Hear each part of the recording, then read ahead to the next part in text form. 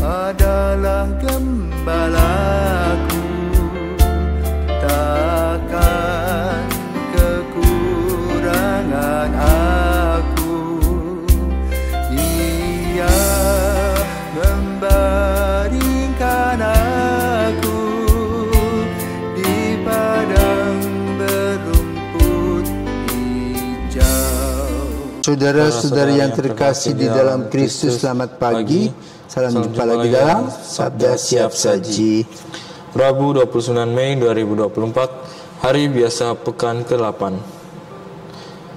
Dalam nama Bapa dan Putra dan Roh Kudus, amin. Allah Bapa yang Maha Kuasa dan Kekal, Engkau telah menebus kami dengan darah Putramu. Semoga kami saling mengasihi dengan segenap hati, sebagaimana Engkau sendiri telah mengasihi kami melalui Yesus Kristus yang rela mengorbankan dirinya demi keselamatan kami. Sebab Dialah Tuhan pengantara kami yang bersama dengan Dikau dalam persatuan Roh Kudus, hidup dan berkuasa Allah sepanjang segala masa. Amin. Tuhan bersamamu dan bersama rohmu. Inilah Injil Yesus Kristus menurut Markus. Dimuliakanlah Tuhan.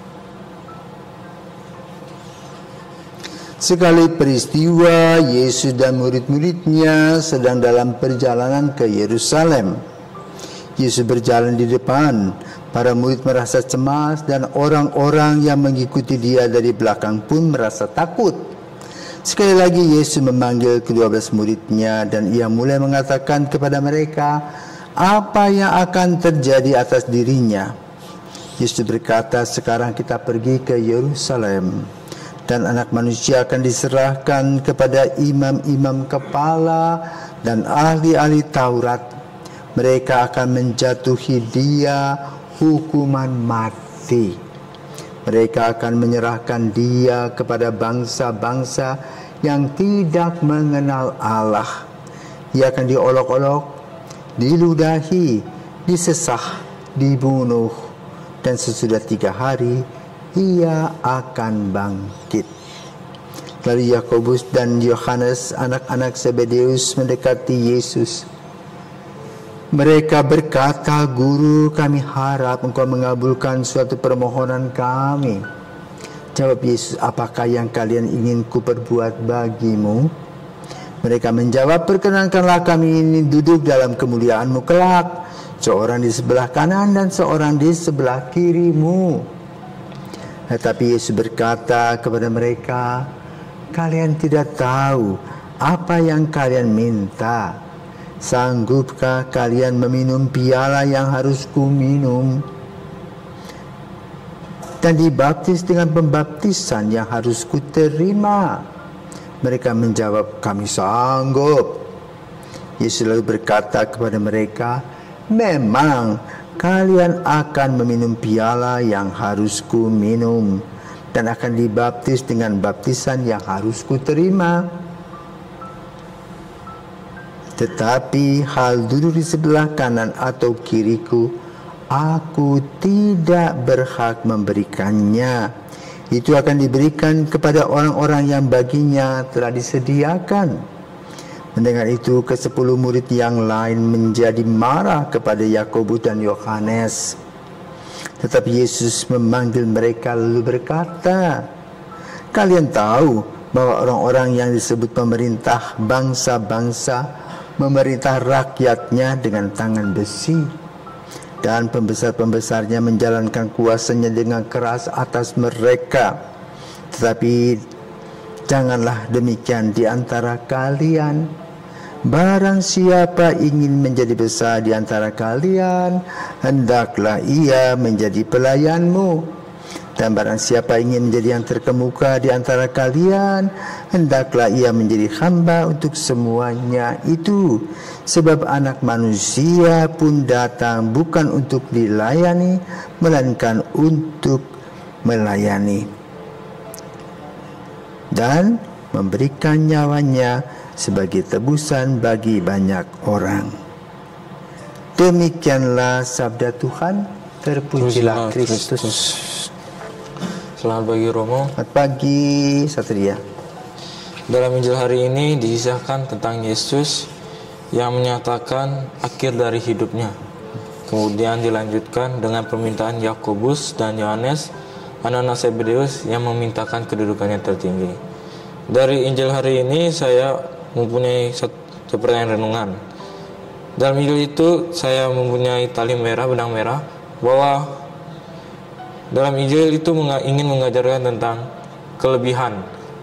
Namun diajarkan oleh Yesus, kelebihan bagi orang Kristen adalah menjadi rendah hati untuk melayani sesama.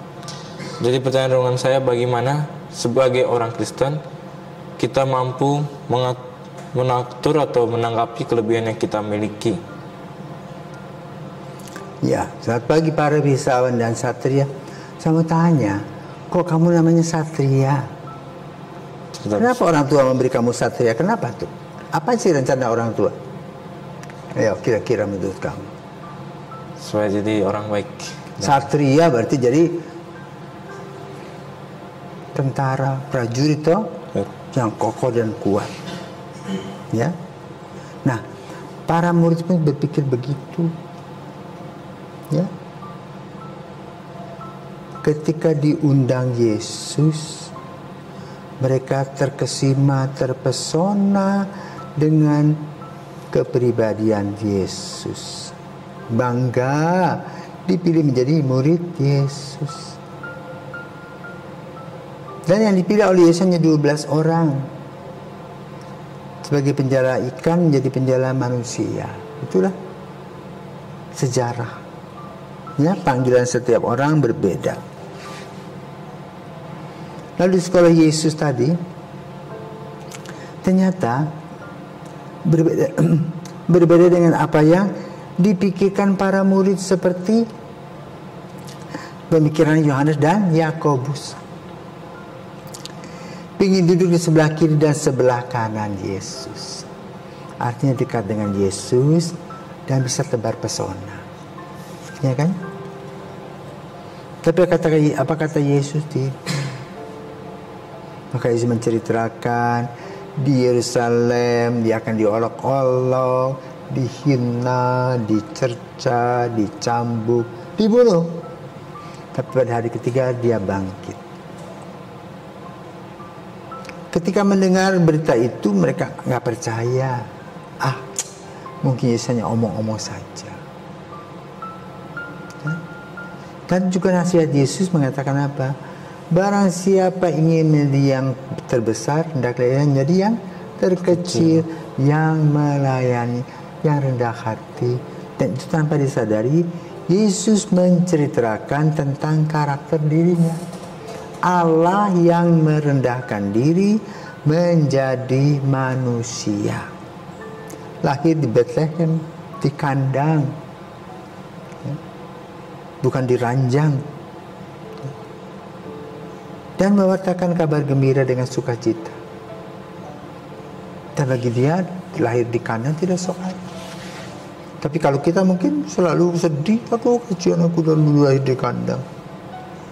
Yang paling penting adalah bagaimana Yesus mewartakan cinta kasih dan membawa para murid untuk melihat bagaimana Allah yang turun menjadi manusia itu dalam kerendahan hati, dalam solidaritasnya mengajak para murid pun juga melaksanakan hal itu, bukan untuk bersombong ria seperti ketika mereka dipilih oleh Yesus. Wah, enak nih.